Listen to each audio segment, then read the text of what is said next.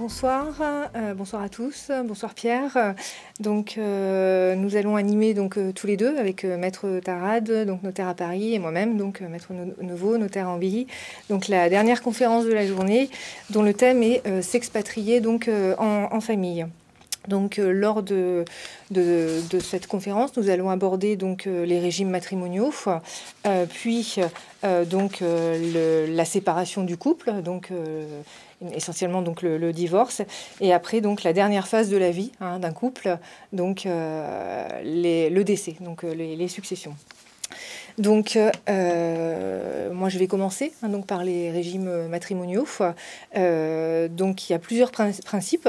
La question première à se poser quand on s'expatrie, effectivement, on doit se poser un certain nombre de questions. Et la vie d'un individu est régie par plusieurs phases qui sont la vie à deux, si je puis dire, mariage et pax, la transmission, donation, partage, et la dissolution de ce mariage, en fait, soit par divorce ou soit par décès. La première des phases, je dirais, de la vie d'un couple, c'est le mariage. Le mariage, en fait, il y a un principe, selon le droit français, en fait, on a un régime légal qui est le régime actuellement en vigueur de la communauté réduite aux acquis. C'est un régime qui s'applique à tous les couples qui se marient sans contrat de mariage. Un couple qui souhaite se marier a deux possibilités. Soit, je dirais, il prend le menu imposé du Code civil, qui est le régime de la communauté, réduite aux acquis, ou soit il se dit non, je ne veux pas de ce menu imposé par le Code civil, et à ce moment-là, je vais travailler à la carte, un peu comme au restaurant, et je vais choisir un contrat de mariage. Le régime matrimonial français, qui est le régime de la communauté réduite aux acquis, va régir en fait vos rapports patrimoniaux pendant tout le cours de votre mariage. Et effectivement, quand on s'expatrie, c'est vrai qu'il faut se poser la question de l'efficacité de ce régime matrimonial en fait à l'étranger, savoir si effectivement ce régime va continuer à s'appliquer et dans quelles conditions.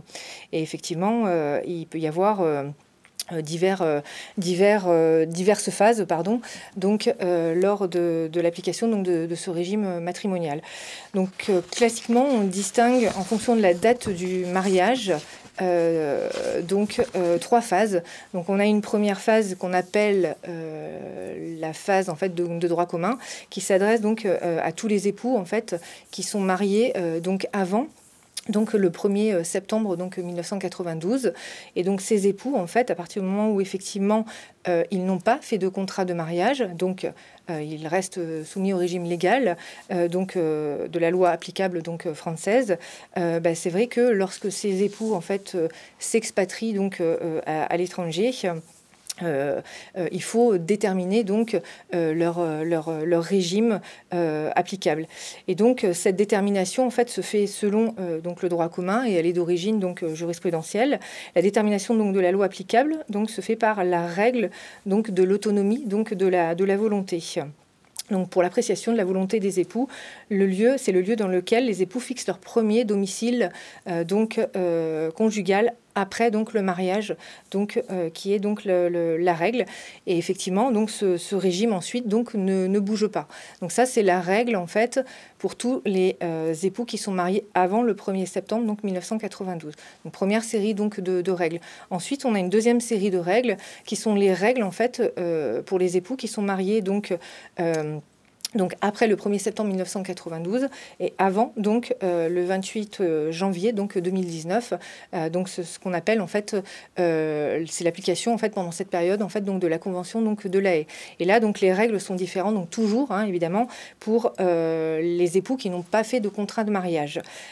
Et là on a des critères en fait hiérarchisés pour déterminer en fait la loi applicable qui est d'abord la première résidence commune après le mariage. Après, on peut avoir aussi des critères de nationalité commune si certaines conditions relatives à l'État concerné sont remplies. Et ensuite, les liens les plus étroits. La particularité donc des époux qui sont mariés sans contrat de mariage, donc entre le 1er septembre 1992 et le 28 octobre 2019, c'est que lorsque ces couples en fait donc s'expatrient, il y a une mutabilité en fait automatique donc de leur régime matrimonial donc au bout de 10 ans. Donc ce qui évidemment pose un problème lorsque l'on constitue un patrimoine, puisque les règles selon en fait les pays donc que l'on a fait pendant cette expatriation, et donc lorsqu'effectivement on change de pays et qu'on effectue donc des acquisitions, on peut se voir de multiples régimes matrimoniaux appliqués en fait donc aux biens qu'on a acquis pendant tous ces déplacements, je dirais, mondiaux. Et d'où la difficulté, en cas de divorce ou en cas donc de décès, effectivement, de déterminer le régime matrimonial en fait, applicable donc, à chaque bien. Donc, d'où l'importance en fait donc du contrat de mariage qui vient en fait donc figer cette situation de départ lorsqu'effectivement on est marié donc entre le 1er septembre 92 et avant donc le 28 janvier 2019, et le contrat de mariage évite cette mutabilité donc automatique. Et ensuite donc on a la troisième phase, si je puis dire, donc phase pour laquelle on n'a pas énormément de recul, puisque ça concerne en fait donc le règlement régime matrimonial, donc qui est rentré donc en application donc le 29 janvier 2019. Et donc effectivement toujours donc pour des époux qui n'ont pas choisi, qui n'ont pas fait de contrat de mariage, ou qui n'ont pas fait donc de choix de loi, tout simplement. Donc les critères hiérarchisés de détermination de la loi applicable donc, sont la première résidence commune après donc, le mariage, nationalité commune des époux au moment donc, du mariage, ou donc les liens les plus étroits avec le pays donc, dans lequel en fait, on s'est marié. Donc la règle donc, du changement automatique, là dans ce cas-là, disparaît. Donc on n'a plus cette règle de mutabilité en fait, automatique que l'on avait pour, je dirais, la période des époux, pour les couples qui se sont mariés donc entre le 1er septembre 1992 et le 28 janvier donc 2019. Voilà. Donc en fait c'est les règles en fait générales qui sont applicables donc en fait donc au régime donc matrimonial. Donc, d'où l'importance effectivement de faire un contrat de mariage.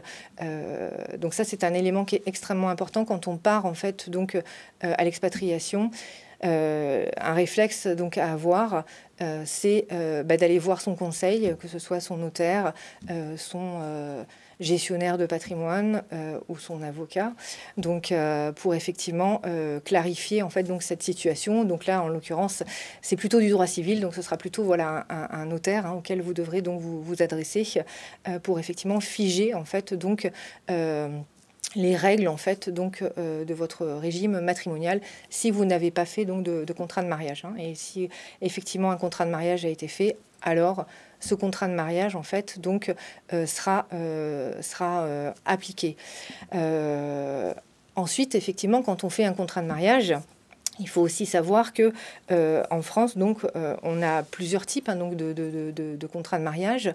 Ce contrat de mariage, en fonction du pays d'accueil dans lequel le couple va s'établir, ce contrat de mariage, il peut des fois être reconnu ou pas. Donc ça, il faudra aussi effectivement anticiper, puisque il y a en fait donc des pays qui ne connaissent pas forcément donc le contrat de mariage, et puis il y a aussi des pays qui mettent dans leur contrat de mariage des choses différentes de ce que nous en fait on y met. Ou alors on peut avoir aussi une définition du régime choisi qui ne soit pas tout à fait la même. Exemple, en France, donc on a le contrat de mariage de la séparation de biens pur et simple. Ça s'appelle séparation de biens. On y met un certain nombre de choses, mais dans d'autres pays, en fait, on peut très bien avoir un contrat de mariage qui s'appelle aussi séparation de biens, mais on n'y mettra peut-être pas forcément donc les mêmes éléments. Donc voilà, le réflexe à avoir, effectivement, c'est voilà, ai-je un contrat de mariage, donc oui ou non. Deuxième réflexe ou premier réflexe, ça dépend dans quelle ordre on le prend, savoir d'abord, voilà, je suis mariée à telle période, qu'est-ce qui s'applique en fait donc à mon couple en termes donc de relations patrimoniales. Soit effectivement je n'ai pas de contrat de mariage, ou soit donc j'ai un contrat donc de mariage. Donc, on a aussi la possibilité, hein, donc, lorsqu'on s'expatrie, de se dire, bah, finalement, j'ai un régime matrimonial, en fait, que j'ai depuis le début, mais ce régime matrimonial, en fait, ne me convient pas. Donc, j'ai tout à fait la possibilité, en fait, donc, de changer, hein, donc, de régime matrimonial. Donc tout ça sera à voir avec votre conseil donc avant l'expatriation, puisque la règle quand on s'expatrie, ben, c'est l'anticipation.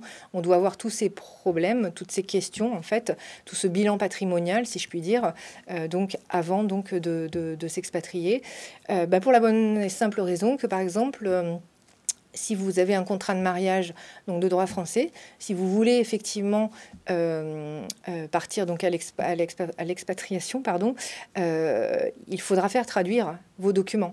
Donc la traduction d'un contrat de mariage, elle doit être faite au moment de votre départ, c'est-à-dire donc là en l'occurrence donc en France, donc prendre un traducteur, donc tout ça a un coût.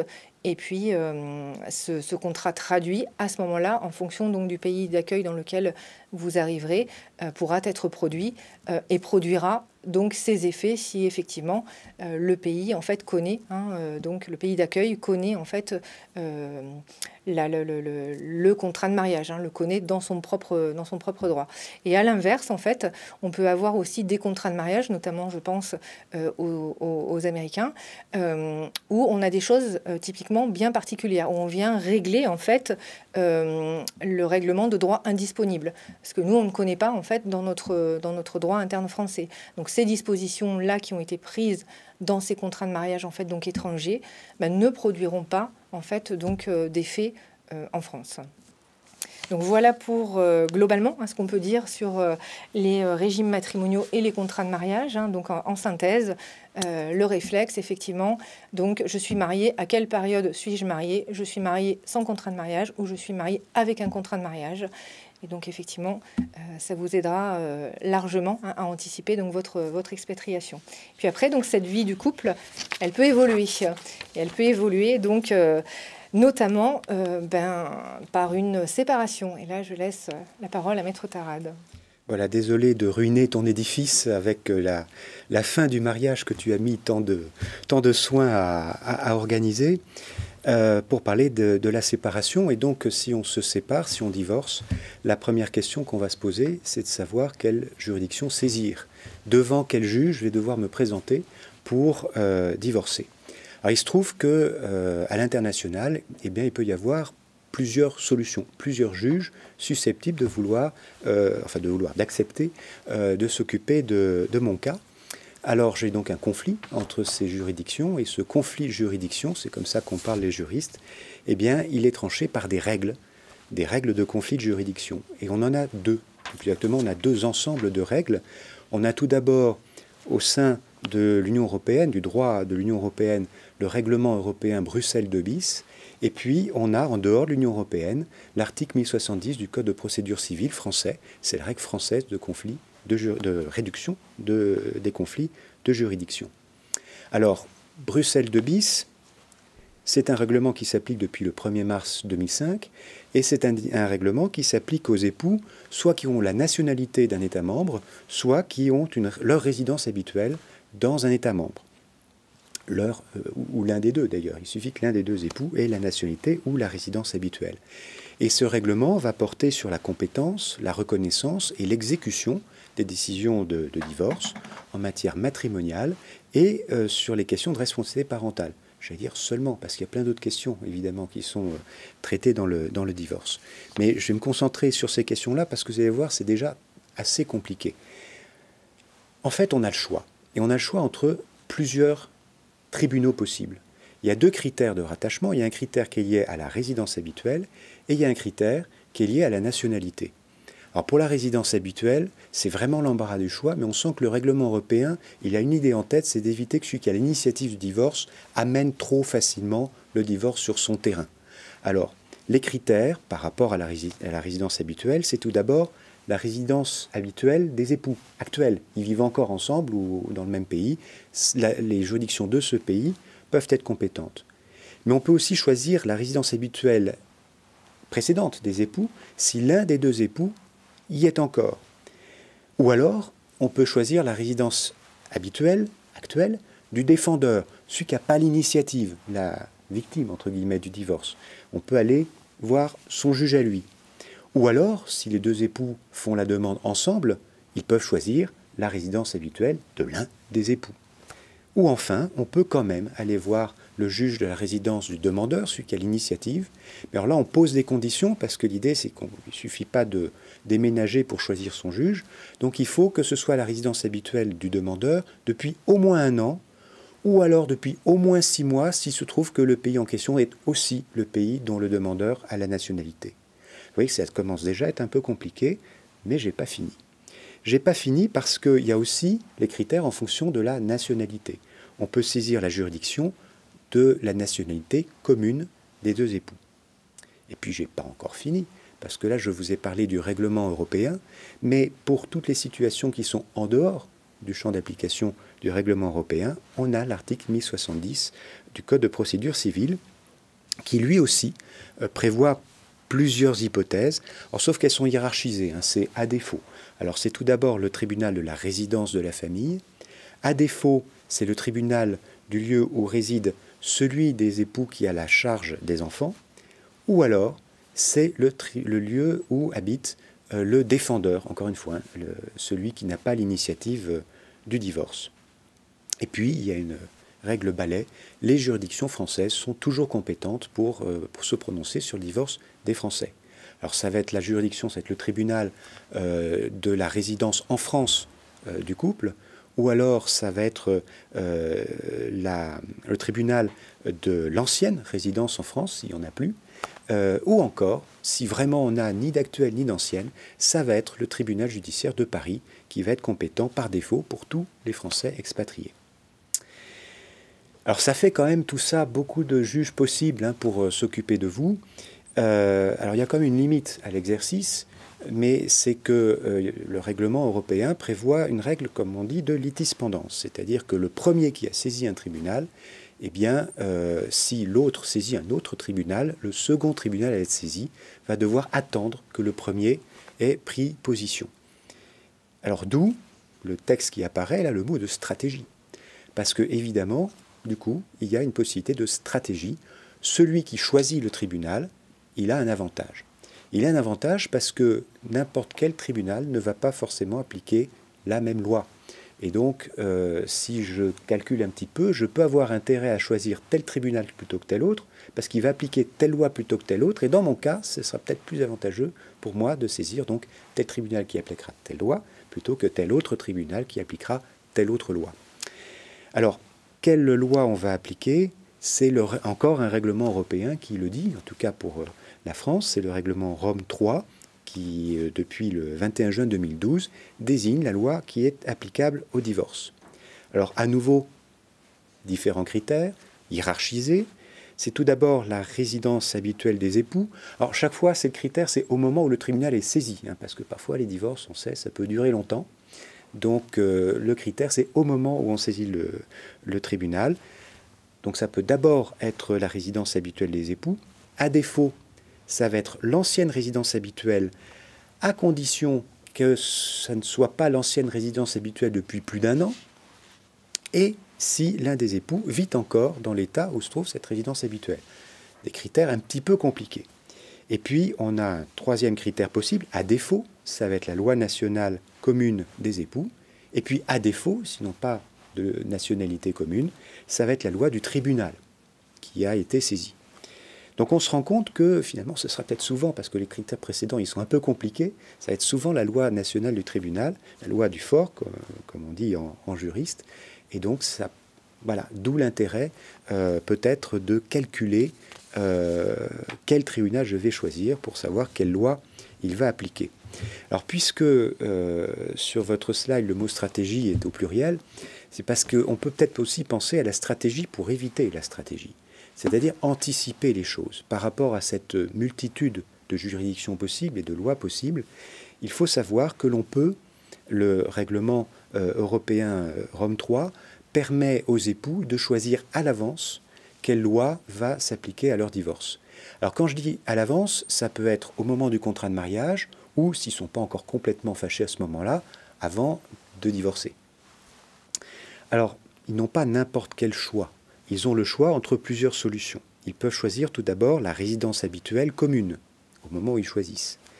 Ou alors, ils peuvent choisir la dernière résidence habituelle, à condition qu'un des époux y soit toujours. C'est toujours un peu les mêmes critères quand même, hein, qu'on croise. Ou alors, la loi de la nationalité de l'un des époux, ou alors, et ça c'est quand on choisit au dernier moment, parce que la loi du tribunal. Donc évidemment, ce n'est pas dans le contrat de mariage, quand on s'est marié et qu'on va choisir la loi du tribunal qui va nous divorcer dans 25 ans, c'est plutôt quand on fait ça à chaud. Alors attention, la loi qu'on désigne ici, hein, c'est la loi qui va s'appliquer au cas de divorce, c'est-à-dire divorce par consentement mutuel, divorce pour faute, etc. Tout ce qui est effet du divorce, donc les effets patrimoniaux du divorce, les questions de garde des enfants, les questions d'obligations alimentaires, ce sont d'autres textes, d'autres règlements, d'autres conventions qui s'appliquent à tout ça. Et alors comme le temps tourne déjà et que je vous ai déjà assommé avec plein de listes, je vais vous en dispenser ce soir. Je voudrais, avant de terminer sur les séparations, parler d'un cas particulier, c'est le cas particulier du divorce conventionnel. Alors vous savez que ce divorce conventionnel, c'est le divorce sans juge, c'est un peu une nouveauté dans notre système juridique français. C'est le divorce, quand on s'entend bien, un divorce rapide. Chacun des époux prend un avocat, on fait un acte contresigné par les avocats, on le dépose chez le notaire qui les dépose au rang de ses minutes et qui lui donne sa force exécutoire. Alors c'est très tentant ce genre de divorce parce que c'est un divorce rapide, on peut penser qu'il est moins cher d'ailleurs, mais à l'international il pose un problème. Il pose un problème, on va dire pour l'instant, parce que les questions sont peut-être en train de se régler, mais il pose un problème dans la mesure où pour beaucoup de pays étrangers, pour qu'il y ait divorce, il faut qu'il y ait juge, ou en tout cas autorité. Et le fait de déposer au rang des minutes d'un notaire, ça ne suffit pas pour beaucoup de pays pour considérer qu'il y a effectivement divorce. Donc le risque, si vous êtes expatrié ou si vous avez une vie qui vous amène à séjourner dans des pays divers et variés, le risque c'est que peut-être que là où vous vivrez un jour, vous vous retrouverez dans un pays où on ne considérera pas, on n'acceptera pas de considérer que vous êtes divorcé, parce qu'un divorce sans juge, ça n'est pas un divorce dans ces pays-là. Donc, si vous avez une vocation internationale, si vous êtes des expatriés, eh bien, on va vous conseiller, peut-être, même si c'est un peu plus long, de passer par un divorce judiciaire par sécurité, parce que ce divorce-là, il a beaucoup plus de chances de circuler que le divorce sans juge. Voilà ce que j'avais à dire rapidement sur la séparation, j'allais dire volontaire, parce que maintenant, malheureusement, il y a d'autres séparations qui sont un peu plus définitives, et je vais te repasser la parole pour parler des successions. Effectivement. Donc, le deuxième mode donc, de dissolution, hein, donc, effectivement, donc, c'est le décès. Hein, donc, le décès. Et on va voir qu'effectivement, dans le cadre du décès, on a un certain nombre de règles qui vont évidemment trouver donc, à s'appliquer. Et effectivement, la situation aussi va devoir être portée donc, à la connaissance hein, donc, d'un couple qui souhaite donc, s'expatrier. Donc on a deux phases. On a la première phase, en fait, qui était donc, avant le 17 août donc, 2015. Alors, avant le 17 août 2015, c'était avant l'entrée en vigueur donc, du règlement donc, succession. Donc ça concerne en fait tous les décès, hein, bien évidemment, qui ont eu lieu donc, avant cette date. Donc c'est vrai que bon, au jour d'aujourd'hui, le temps passant, on est quand même relativement confronté de moins en moins donc à cette situation. Mais effectivement, donc avant donc le 17 août donc 2015, en France, en fait, les règles donc qui s'appliquent aux successions internationales, en fait, ne sont pas les mêmes pour des biens meubles. Donc biens meubles, c'est donc un compte bancaire, enfin des comptes bancaires, donc des parts de société, des œuvres d'art, donc du mobilier. Donc et donc pour en fait donc ces biens meubles. Donc, on a la règle en fait donc du dernier domicile du défunt donc qui s'applique. Donc, et pour les biens immobiliers, hein, donc pour lesquels donc on va se référer cette fois-ci donc à la loi du pays, donc dans lequel donc ces biens donc sont situés. Et donc, dans ce dernier cas, en fait, la loi française donc peut renvoyer hein, donc à l'application d'une loi étrangère si effectivement les biens donc sont situés donc à l'étranger. Donc ça, c'était pour les décès donc qui sont intervenus avant donc le 17 août donc 2015. Ensuite donc on a eu ce règlement donc succession hein, donc qui est intervenu donc le 17 août qui est rentré en vigueur pardon donc le 17 août donc 2015. Donc ce règlement en fait européen, il a donc une vocation universelle. Donc le critère de vocation universelle, en fait, ça veut dire que il s'applique en fait, il s'impose donc à tous les pays donc signataires et autres en fait. Donc les pays signataires en fait donc du règlement européen. Donc pour l'instant donc nous sommes 27 hein, donc dans l'Union donc européenne. Il y en a 24 au jour d'aujourd'hui hein, donc qui l'ont signé.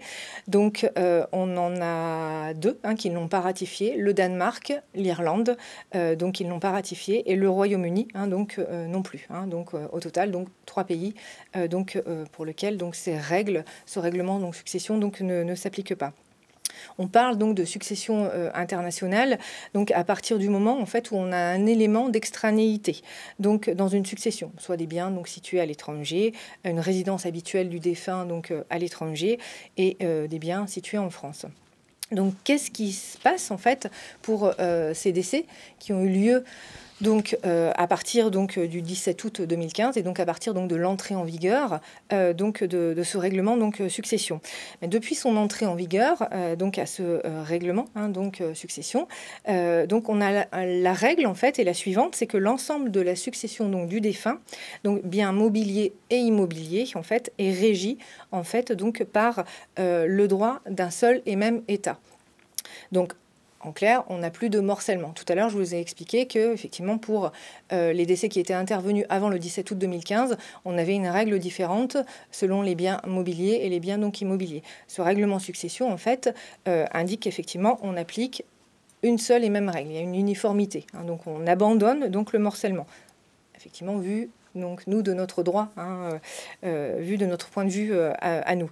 Donc, les biens donc du défunt. Donc mobilier et immobilier, donc ne seront plus à l'avenir donc scindés en fait en deux ensembles. Ils seront régis donc par une seule et même loi donc applicable. Et cette loi en fait applicable sera celle de l'État dans lequel le défunt en fait donc avait donc sa résidence habituelle donc au moment donc de son décès, ou celle de la nationalité donc du défunt. Donc, s'il l'avait désigné donc avant son décès comme loi applicable donc au règlement donc de sa succession. C'est-à-dire qu'en fait, il a fait un choix de loi. Donc ça aussi, ce sera à voir avec vos conseils respectifs quand je m'expatrie. Donc évidemment, je ne compte pas mourir, mais bon, des fois, le terme arrive hein, de toute façon.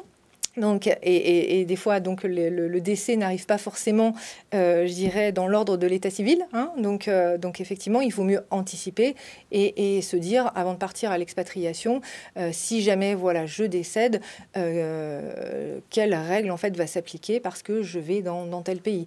Et effectivement, est-ce que je peux effectuer donc, un choix de loi parce que je ne compte pas en fait, appliquer la loi en fait, donc, de mon dernier donc domicile.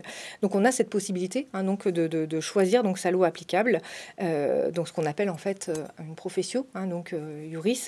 Elle doit être désignée hein, donc de façon donc explicite, donc dans le cadre de dispositions donc de dernière volonté. Donc on pourra utiliser donc l'outil hein, donc du testament. Donc tout à l'heure Pierre reviendra hein, donc sur ça. Donc, le choix donc, de loi donc, peut être respecté ou pas. Cela dépend en fait donc, du pays de réception, c'est-à-dire de votre pays donc d'accueil, notamment donc, pour les pays hors règlement européen, puisque effectivement, on aura peut-être une difficulté donc d'application par rapport à ce pays donc d'accueil qui n'aura pas forcément donc signer donc ce règlement. Donc, et ça va dépendre aussi si dans le droit interne donc, de ce pays, il connaît le choix de loi, puisque tous les pays ne connaissent pas dans leur propre droit interne le choix de loi, en fait, donc dans leur propre donc législation. Donc ça c'est, je dirais, un point qui est relativement voilà donc important. Qu'est-ce qui peut se passer lorsqu'on a en fait des systèmes qui ne préconisent pas en fait le principe d'unité, puisqu'effectivement l'ensemble des pays dans le monde ne pratiquent pas, je dirais, forcément la règle que nous on connaît. Donc en fait on a deux grands principes. On a un principe donc d'unité, donc de la loi donc successorale, donc avec donc la loi nationale, donc nous, donc où, effectivement on connaît cette unité donc de la succession. Et puis on a un principe donc de morcellement, c'est-à-dire qu'on a un principe de morcellement de la loi successorale. Donc, exemple, par exemple, dans le Royaume-Uni. Et donc, effectivement, on va avoir une difficulté d'application quand on va avoir, en fait, deux systèmes différents qui vont s'affronter. Donc, et là, effectivement, il va falloir déterminer, en fait, donc la loi donc, qui va être applicable. C'est ce que nous, techniquement, on appelle donc le renvoi. Donc, et donc... Si effectivement la loi donc, de l'État tiers donc, est déclarée applicable, il faudra se poser la question à quel titre en fait cette loi est-elle déclarée donc, applicable. Donc, alors certainement pas, au terme des articles 21 donc, et 22 donc, du règlement. Donc, elle sera peut-être déclarée au titre donc, de la dernière résidence habituelle donc, du défunt. Donc, la question que peut se poser à ce moment-là le renvoi, en fait, la question du renvoi, c'est-à-dire les systèmes donc différents, c'est que dès que le défunt a sa dernière résidence dans un État tiers, c'est-à-dire un État qui ne connaît pas en fait l'unité, le principe d'unité, il faudra donc déterminer le système en fait donc qui va s'appliquer. Donc là aussi, forcément, on peut avoir des surprises, je dirais. Quant à l'application donc de ce qui peut se passer donc dans le cadre donc du règlement donc d'une succession. Alors écoutez, on va essayer d'éviter les surprises en anticipant. Alors les outils d'anticipation, vous savez, c'est quand on organise sa succession et qu'on va voir le notaire. Il y a plein d'instruments et vous les connaissez, ils sont classiques, ils sont affichés ici. La difficulté avec l'international, c'est que les outils traditionnels, le testament, la donation, etc., ils sont un petit peu interpellés par le fait qu'on va traverser une frontière. Tu le disais il y a un instant, comment est-ce que ça va être compris à l'étranger? Est-ce que ça va être respecté? Est-ce que ça va être suivi à l'étranger? Et on va se rendre compte que les outils les plus classiques, les plus sûrs pour nous, les juristes français et franco-français, j'allais dire, eh bien, ils sont fragilisés par la traversée des frontières. Et donc, c'est pas forcément grave. Le tout, c'est de le savoir, de le prendre en compte et de s'organiser de manière à réduire au maximum les frottements possibles. Alors, on va prendre l'exemple le plus simple. Le plus simple pour organiser sa succession, c'est de faire un testament. Alors, le testament, a priori, c'est un outil qui voyage plutôt bien, mais pas toujours. Si je regarde les règles françaises de forme pour vérifier si un testament est valable, on va se rendre compte que le droit français est très accueillant. En gros, mon testament, il est valable s'il est rédigé dans la forme que permet la loi de ma nationalité quand je l'écris ou quand je décède, ou la loi de mon domicile quand j'écris ou quand je décède, ou la loi de ma résidence, qui n'est pas toujours pareil, quand j'écris et quand je décède. Ça fait quand même 2 x 3, 6 critères. Donc 6 critères qui font qu'en général, il faut quand même faire exprès pour faire un testament qui ne soit pas valable dans la forme, du point de vue français. Mais en disant ça, je n'ai pas tout réglé, parce que si le droit français est très accueillant, le droit de l'autre pays où j'ai des biens, où je vis, il n'est peut-être pas si accueillant que ça. Donc il faut faire attention à ça. Et puis surtout, en matière de testament, il n'y a pas que la forme, il y a aussi le fond. Donc si je prends des dispositions dans mon testament qui sont valables du point de vue français, mais pas valables du point de vue du droit étranger, qui pourraient s'appliquer parce que ma résidence habituelle n'est pas forcément celle que j'avais pensée, ou alors je n'ai pas intégré le fait que ce n'était pas le droit français qui s'appliquerait à ma succession, je peux avoir des surprises. Donc ça veut dire qu'au moment de m'expatrier, je dois me poser la question du droit qui pourrait être applicable à ma succession, du point de vue du droit français, parce que je suis français, que j'ai des biens en France, peut-être des biens immobiliers en France, et puis du point de vue des autres pays où j'ai des intérêts, soit parce que j'y vis, soit parce que j'y ai des biens immobiliers. Et le règlement européen, si on a parlé, nous a donné une belle avancée, un bel outil, puisque ça permet, dans le testament, en particulier dans le testament, de désigner la loi applicable. J'ai réfléchi à mon testament, à mes volontés, je les ai organisées par rapport à un système juridique, eh ben, j'écris noir sur blanc que c'est dans ce système juridique que je veux que ma succession soit réglée. C'est-à-dire que je peux choisir la loi de ma nationalité pour régler mon testament. Attention, c'est une sécurité, mais ce n'est pas une sécurité absolue. Tu le disais, tous les pays ne reconnaissent pas aux futurs défunts, aux testateurs, la faculté de choisir sa loi. Donc, le conseil que je donne à ce stade en premier lieu, mais je vais le répéter chacun des points, c'est que quand je fais quelque chose, je regarde avec mon notaire en France et avec le juriste local, un notaire ou l'équivalent local, ce que je fais. Et est-ce que ça va marcher dans les deux pays? Est-ce que vous allez comprendre ce que je vais faire? Est-ce que je fais en France? Est-ce que ce sera efficace là-bas? Est-ce que ce que je fais là-bas, ce sera efficace en France? Il faut toujours le faire en harmonie avec tous ces conseils. Alors d'ailleurs, à propos du testament, il y a une question qu'on se pose souvent, c'est est-ce qu'il faut un testament ou plusieurs? Un testament pour le monde entier ou un testament dans chaque pays? Alors depuis le règlement, on aurait été tenté de se dire, puisque l'idée c'est qu'on a une seule loi qui s'applique à la succession, eh bien on va faire un seul testament qui va s'appliquer à toute la succession. Mais ça ne marche pas comme ça. Ça ne marche pas comme ça parce qu'à l'étranger, on ne va pas forcément suivre le règlement européen, on va peut-être suivre d'autres lois, et puis tu as évoqué le renvoi. Même avec le règlement européen, si le règlement européen désigne une loi applicable qui, elle, n'est pas unitaire mais séparatiste et va dire mais on va appliquer la loi de la résidence pour les meubles et la loi de situation pour les immeubles, par exemple, c'est un grand classique, ou la loi de la nationalité et la loi de la situation, eh bien je vais avoir plusieurs systèmes juridiques qui vont s'appliquer. Et donc, il est peut-être quand même encore sage de faire deux testaments, enfin un testament dans chaque pays, mais là, il est plus que jamais nécessaire d'harmoniser les testaments que je vais rédiger, que mes conseils dans les différents pays se parlent ensemble, parce que c'est peut-être pas bien d'avoir un testament qui ne sait pas ce qui se passe à côté, mais c'est encore pire d'avoir deux testaments qui se contredisent. Alors voilà pour le testament. Dans le testament, je peux être tenté d'utiliser un outil qu'on aime bien en France, soit par testament, soit par donation d'ailleurs, c'est le démembrement de propriété. Le démembrement de propriété, l'usufruit, la nue propriété, c'est très utilisé et c'est même plutôt pas mal d'un point de vue fiscal, parce que lorsque je transmets la nue propriété, la fiscalité, elle est prise sur la valeur de la nue propriété, pas sur la valeur de l'usufruit. Et le bien, la valeur du bien, elle est répartie entre la valeur de la nue propriété et la valeur de l'usufruit. Et quand l'usufruitier décède, son usufruit s'éteint. Il n'est pas transmis, il s'éteint. Donc il n'y a pas de fiscalité sur la valeur de l'usufruit. Transmettre en nue propriété, c'est faire une économie d'impôt en réduisant l'assiette de l'impôt, en ne prenant la taxe que sur la valeur de la nue propriété. Alors c'est très bien, on n'arrête pas d'en faire, les notaires français, avec nos clients franco-français. Le problème, c'est que le démembrement de propriété, l'usufruit nue propriété, c'est pas connu partout. Et notamment nos amis anglo-saxons, les Britanniques, les Américains, ils ne connaissent pas. Ça veut dire que si vous organisez un démembrement de propriété, fiscalement, en Angleterre, aux États-Unis, au décès de l'usufruitier, l'impôt successoral sera pris sur l'intégralité de la pleine propriété. Alors que moi, j'avais calculé que l'usufruit s'éteignait et qu'il n'y aurait pas d'impôt. Donc, dans ce cas-là, qu'est-ce qu'on fait? Encore une fois, on se parle entre juristes des deux pays.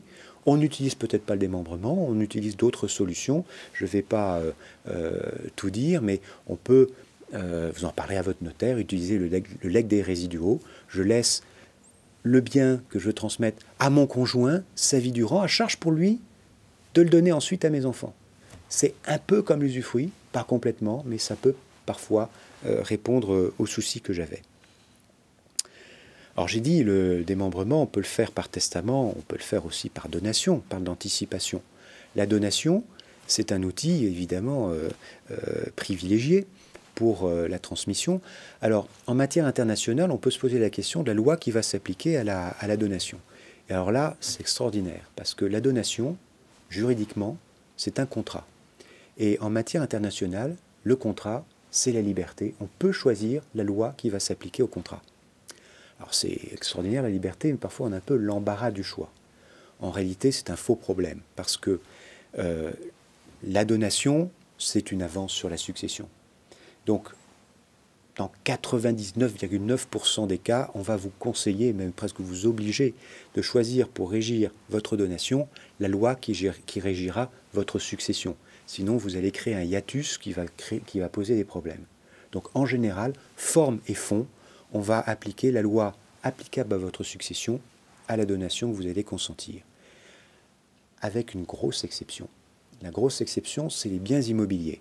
Parce que dans à peu près tous les pays du monde, les biens immobiliers font l'objet d'une publicité foncière. Et les règles de la publicité foncière font en général que si vous voulez aller voir le service de la publicité foncière avec un acte étranger, il risque de ne pas le comprendre, de ne pas savoir quoi faire avec. Donc le conseil pratique, c'est d'aller voir pour la donation d'un bien immobilier le notaire ou l'équivalent local de l'endroit qui va faire l'acte dans la bonne langue, avec les bonnes déclarations fiscales, avec les bonnes déclarations nécessaires à l'efficacité de l'acte, c'est-à-dire à sa publication auprès de la publicité foncière locale. Alors ça, c'est la donation en général. Maintenant, on a un bel outil dont on est très fier en France, c'est la donation partage. La donation partage, c'est la donation où on réunit tous les enfants de la famille et le donateur réunit tous ses héritiers et il leur donne la même chose à chacun. On arrête l'égalité le jour de la donation.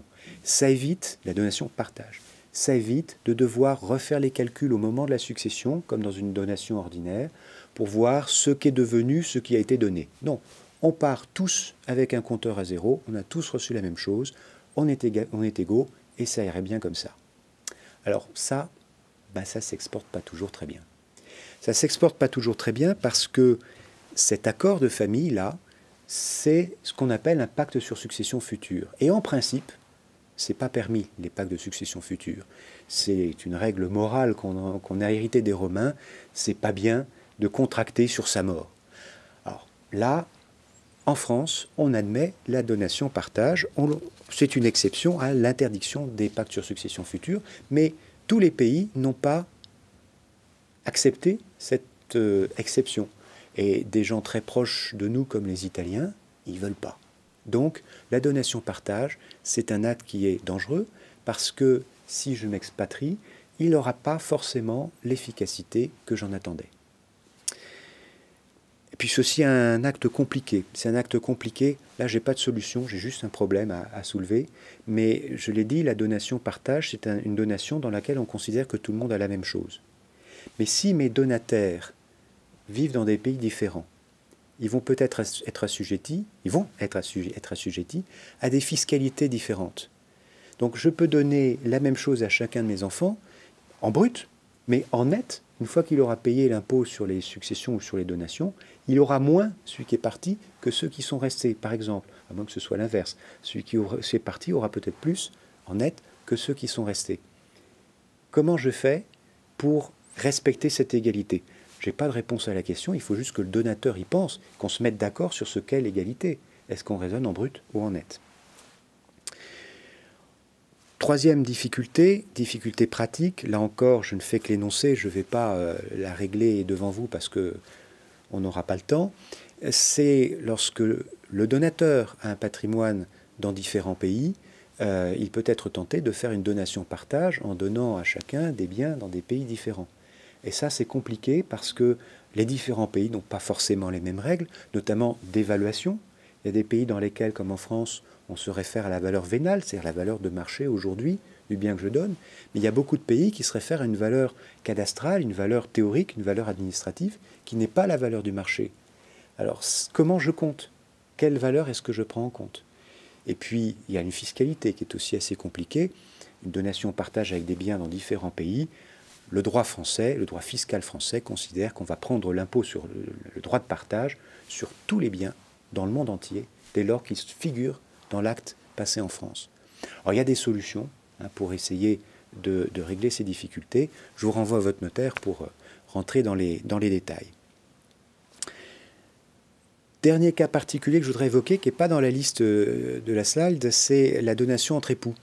La donation entre époux, c'est comme la donation-partage, c'est aussi un pacte sur succession future. Alors, la donation entre époux, il n'y a rien de plus classique. On va chez le notaire et on se donne mutuellement tous les biens, sauf les droits des enfants.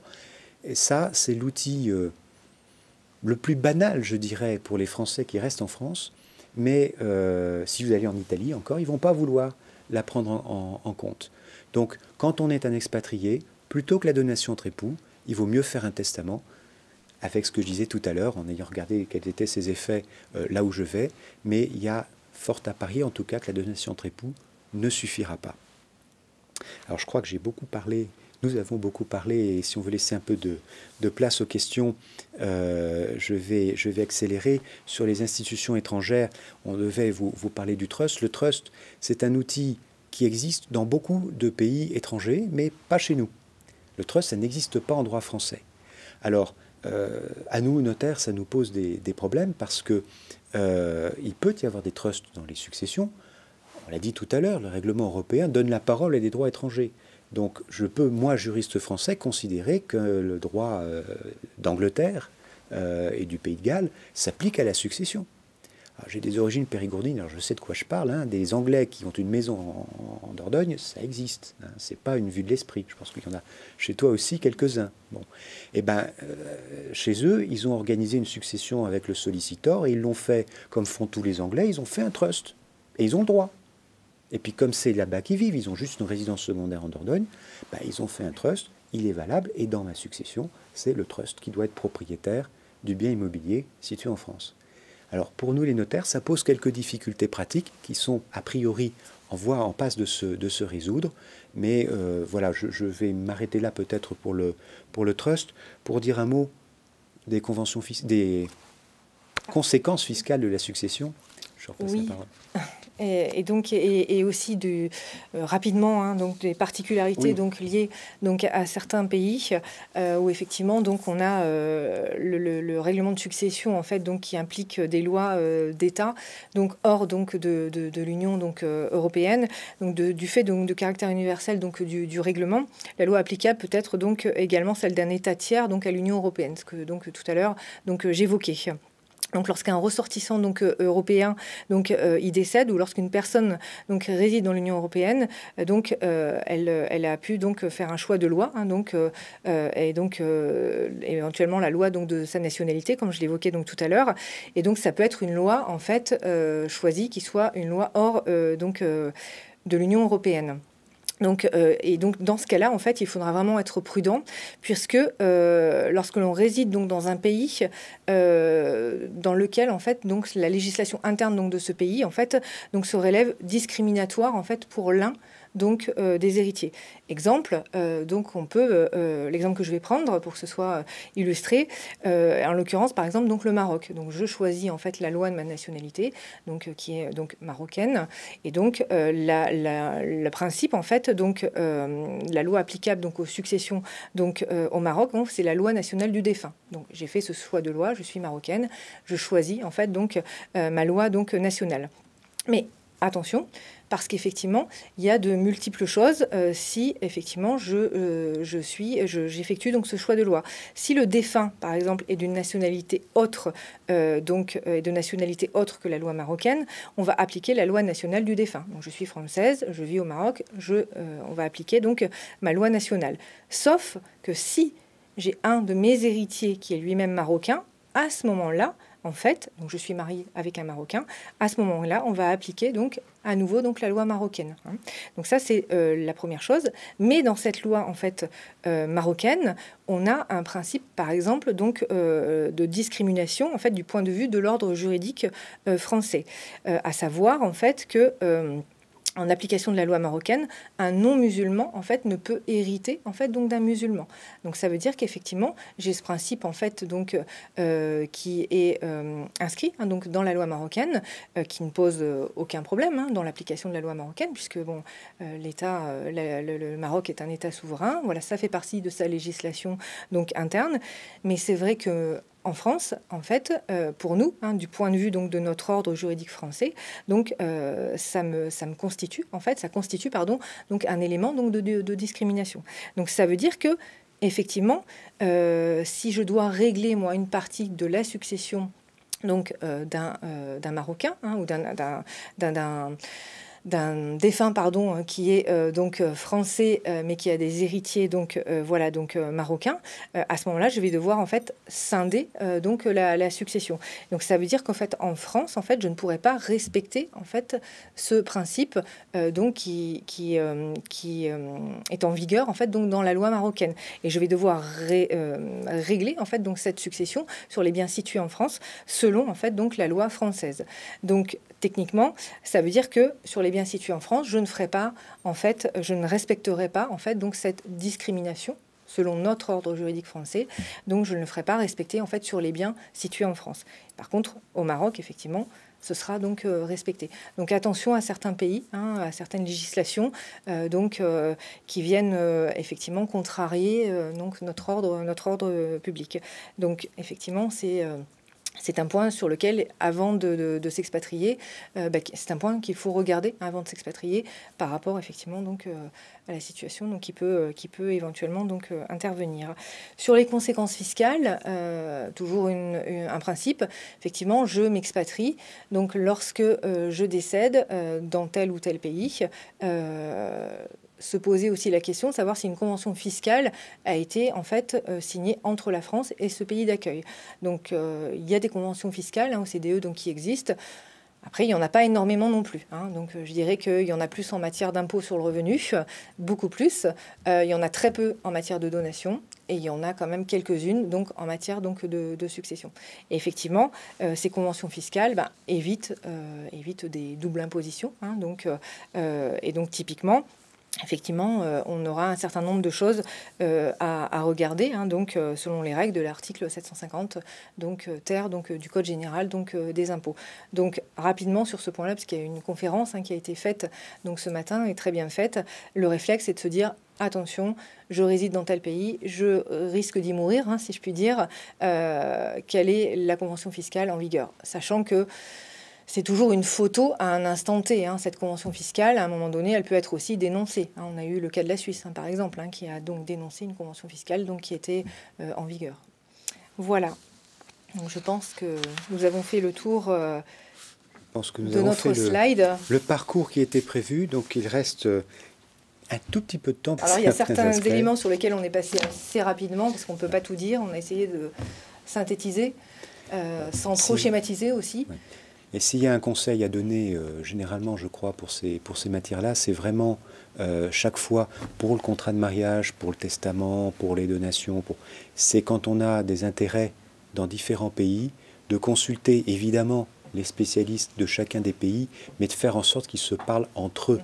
Il n'y a rien de pire que les dispositions qu'on a prises dans un pays qui sont incompatibles avec la loi d'un autre pays, ou qui sont incompatibles, c'est encore pire, avec ce qu'on a fait dans l'autre pays. Donc absolument, le principe, c'est coordonner. Et en plus, nous, on adore ça. Parce que ça veut dire qu'on va pouvoir échanger avec des confrères ou des juristes d'autres pays. On va comparer nos pratiques. Et c'est toujours très intéressant de faire des constructions qui sont faites pour marcher, pour tenir debout dans tous les pays qui vous concernent. Donc, et je dirais qu'effectivement, c'est le premier réflexe à avoir avec le deuxième réflexe qui est le réflexe de l'anticipation. C'est-à-dire, je pars à l'expatriation, je ne pars pas à l'aventure. Donc, j'anticipe, je m'en renseigne et donc j'essaye de balayer tout ce qui peut m'arriver patrimonialement et aussi extra-patrimonialement, mais là pour le coup ce sont d'autres intervenants, hein, d'autres conférences qui ont eu lieu, mais on a ce réflexe, voilà, j'anticipe, je pense que c'est le maître mot, c'est vraiment la clé de voûte, je dirais, de votre réussite votre expatriation donc, à l'international. Sachant que pour nous, les Français, on a une difficulté supplémentaire, c'est que dans notre droit interne français, on a un droit qui est uniforme, je dirais de Lille en fait, donc à Perpignan. En fait, c'est la même règle qui s'applique donc sur le territoire, mais c'est loin d'être le cas. Hein, donc, dans d'autres pays européens et hors Europe, où effectivement, on a le système donc des États fédéraux. Hein, donc, en Europe, on peut avoir donc l'Allemagne. En Espagne, on a donc les provinces. Donc, pas très loin, donc on a la Suisse aussi avec donc les cantons, mais on a aussi les États fédéraux, donc tout simplement les États-Unis. Donc ces pays-là pratiquent déjà du DIP, hein, donc du droit international privé, en fait au quotidien. Nous, c'est pas du tout notre cas parce qu'on a un droit qui est uniforme sur tout le territoire, ce qui fait que nos concitoyens n'ont pas forcément ce réflexe en fait d'anticipation et de renseignement. Donc si Pierre et moi, nous avons un conseil donc à vous prodiguer, c'est allez voir votre conseil, allez voir donc votre notaire pour réussir donc votre expatriation et surtout éviter de mauvaises surprises. Alors on va se dire au revoir alors. Écoute, je pense, hein, voilà. Donc on va vous dire au revoir et puis au prochain salon S'expatrier, voilà, pour d'autres conseils.